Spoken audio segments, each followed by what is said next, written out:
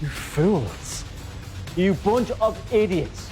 Do you know who he is? He looked around at Robert and the others, his expression livid. Fraser jumped in to interrupt. He didn't want too many people to know his identity just yet. Mr. Wilson, I presume. I hope that you are available to meet me tomorrow at 9 o'clock in the morning at the sales department of the Philly Group to personally buy from me 100 properties. Robert stared in shock. Members of the wealthy class never seemed to be able to escape from their obligations. Fraser had chosen to leave his family because he didn't want to live a life of deception. But now, he had to face it bravely because his wife was being bullied. After letting out a long puff of smoke, he put out the cigarette and tossed it into the garbage. He then got into his car and drove to a corporate headquarters building across town. It was one of the largest companies in San Clemente, and he had been here many times during the past 3 months because he had been in charge of distributing and putting up flyers. The two women who worked at the front desk always gave him a hard time. Fraser walked into the lobby on the first floor and was immediately noticed by the two women. Fraser, it's you again. You really have some nerve coming here again and again. Well, don't come in. You're not allowed here anymore. Look at the notice. Take a good look.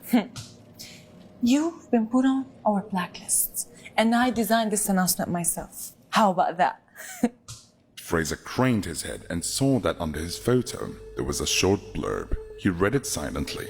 Fraser, a useless salesperson at the Philly Group, has repeatedly snuck into our office area to distribute unwanted flyers. This worthless person, whose wife has repeatedly cheated on him, is not welcome in the building. Recently, the women's restroom has been subjected to a peeping Tom, and we suspect that Fraser is the culprit. As such, he has been put on the company's blacklist. If anyone sees him on the premises, contact security or a staff member immediately. After reading the description, Fraser frowned and thought, if they don't want me to put up flyers, that's fine, but why drag my name through the mud? Fraser took a deep breath and resisted the urge to lower himself to the level of the two women at the desk. He ignored the notice and said coolly, Tell Mr. Wilson I'd like to see him. Now. Who is here to see Mr. Wilson? asked a voice from behind them. At that moment, a balding middle-aged man walked out. When he saw Fraser, he heaved a sigh and said, Ah, so it's you. What are you doing here? Still trying to sell properties? Maybe you're trying to sell your own property. Here's a bit on the smaller side. Do you think my boss would like that? You are a fool. Mr. Cole, I agree. Do you want me to call the security? One of the women at the desk piped up. She reached for the desk phone and started pressing the buttons. Fraser said calmly, Well, you're right about one thing. I am here to sell your boss my home. In fact, I don't want to sell him one property. I'm going to sell him 100. With that, Fraser took out his cell phone and directly called Henry Wilson, the corporation's president. His tone was full of arrogance as he ordered Henry to meet him in the lobby on the first floor within 3 minutes. You want to sell the boss 100 properties. I'll tell you what, if you're successful in selling your properties to Mr. Wilson, I will kneel down and I will lick your shoes in front of everybody here. Robert was overjoyed at the foolishness of the young man. As soon as he said that, security guards rushed in. Robert was in no mood to waste any more words on Fraser.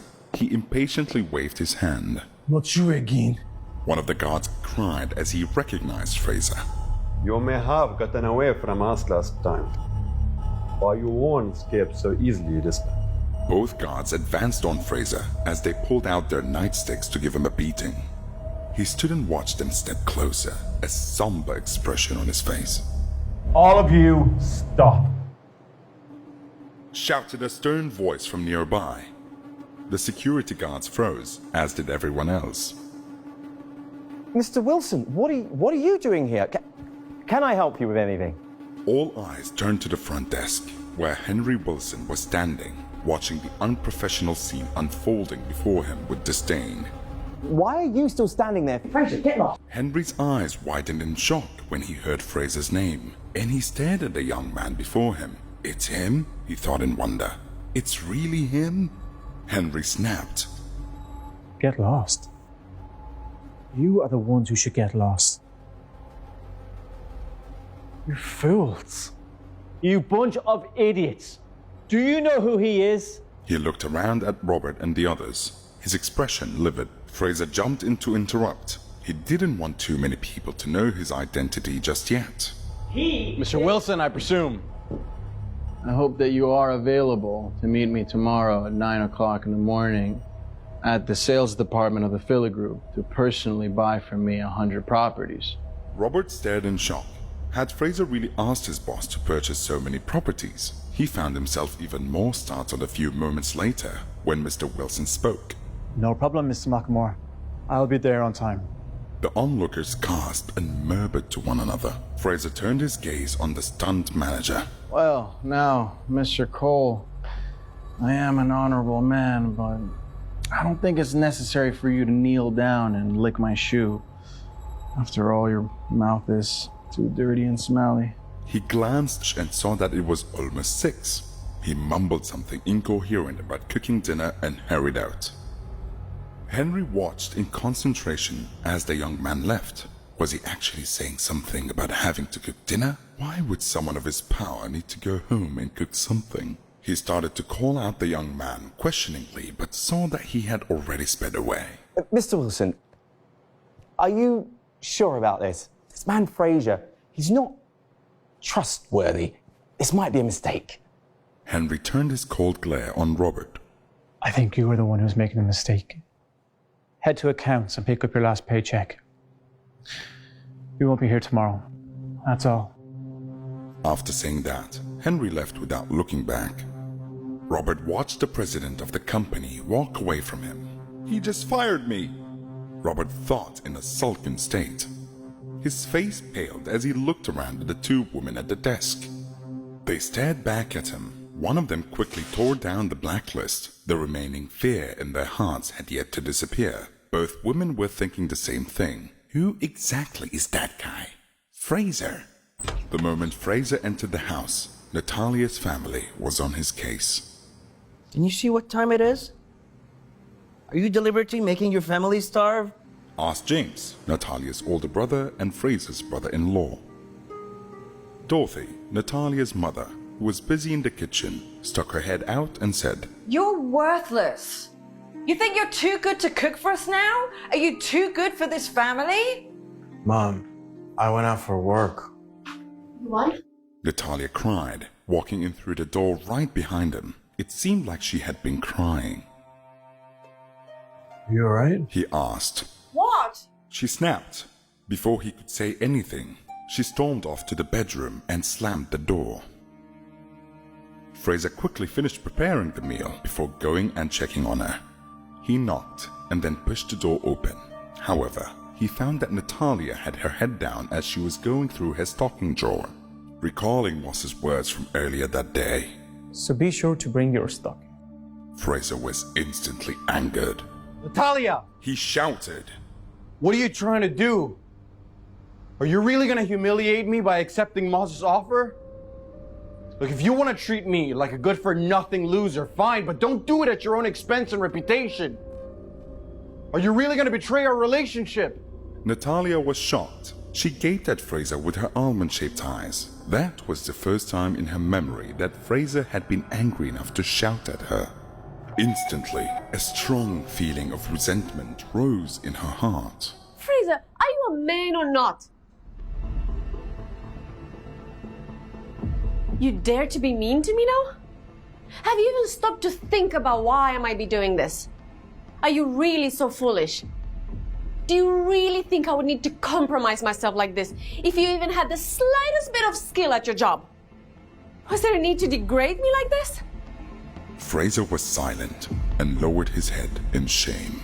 Fraser's heart softened and his anger dissipated. He tried to reach out and give her a hug to comfort her, but she pushed him away. Don't touch me! I'm really sick of you! After enduring for so many years, I'm tired of trying. If it doesn't work out, We do as my parents say. We need to get divorced. No, I won't. Fraser shook his head stubbornly in refusal. Natalia rolled her eyes in anger. For the past 3 years, Fraser never said no to her except when the topic of divorce came up. In these cases, he would become adamant in his protests. Natalia, Fraser began, his tone softer. I know I've asked you to trust me before. Can you trust me again this time? Trust you again? Natalia grimaced. However, when she turned toward him and saw Fraser's serious expression, one that she had never seen before, she swallowed the words that were about to come out of her mouth. She didn't know if it was an illusion or not, but his demeanor gave her a sense of reliability and control. Natalia, do you still remember the promise that I made to you? The promise that no matter what happens, I won't let you get hurt. Please trust me again. I have a surprise planned for tomorrow. Whatever you have planned, don't try it. There's no way you'll be able to sell 100 properties. It's impossible. Don't make empty promises. Look, I'm not cheap or foolish. Even if I do meet with Moss tomorrow, I won't let things go too far. With that, Natalia left the room to eat dinner with the family. She's being naive, he thought. If she has dinner with Moss tomorrow, it will be like sending a lamb into a lion's den. I'm sure Moss has 100 ways to try to get her with him. After everyone gathered around the table to eat dinner, Fraser had just grabbed his fork to take a bite of food when Dorothy started to criticize him again. This time, however, she was back to urging him to divorce Natalia as soon as possible. Fraser, the deadline we set for you is almost up. You haven't even started earning what we asked you to. You're barely bringing in $1,000 a month. That's not enough to support one of you, let alone two. What? You're bringing home $1,000 a month? That's not even enough for me to buy enough cigarettes to smoke in a month. Natalia's jobless brother spoke with a look of disdain on his face. He seemed to be forgetting the fact that he himself wasn't working, and he was sitting around all day without any source of income. Natalia asked quietly, Mom, James, why can't you two just drop it? Let's just have a peaceful meal. You want a peaceful meal? All right then. It's time for you to move out with your foolish husband. Haustus was Natalia's father. He had been born into a wealthy family that was successful in business, the Lapels family. However, because of his poor ability, he had been kicked out of the family's main business 10 years ago and was given the job of managing an ailing company in San Clemente, also owned by the Lapels family. What? Dad, are you joking? You want us to move out? Why? Your brother. He had a hard time to sort out this marriage. And his fiancée has said that she doesn't like the number of people living here. Dad, you... Let me finish. I had a serious thought about that. Your sister in college, she has been living there for a long time. You're doing quite well. So why can't you rent an apartment for the two of you? Natalia was enraged. She slammed her hand on the table and asked, Why should we? This place is 2,000 square feet, so why can't it accommodate the two of us? That woman is asking for too much before she's even married. She's way too overbearing. James immediately tried to protect his fiancée. Natalia, be careful, okay? She's your future sister-in-law, okay? So change your attitude. Just because you're married to a loser, you think that the entire family will support you? Enough. Finally, Haustus intervened. Your mom and I only have one son.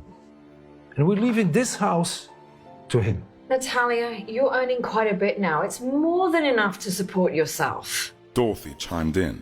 You're being ungrateful. I might have earned a lot, but I've paid more than my fair share into this family. Seeing that his wife's anger was building to a dangerous level, Oh, you don't argue with them. It's fine if we have to find our own place. James looked appreciatively at Fraser. Previously, he was worried that Fraser was only after a stake in his inheritance. You're pathetic. You're the one who said that I shouldn't allow myself to be bullied. You're just too weak.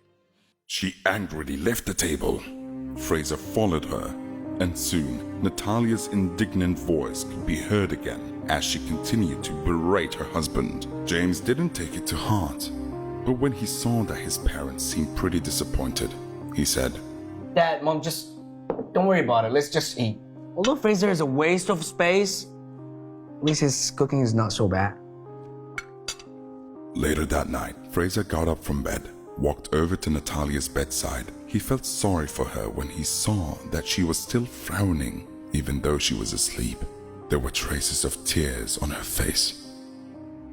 Natalia, moving out of here will be fine. Don't worry.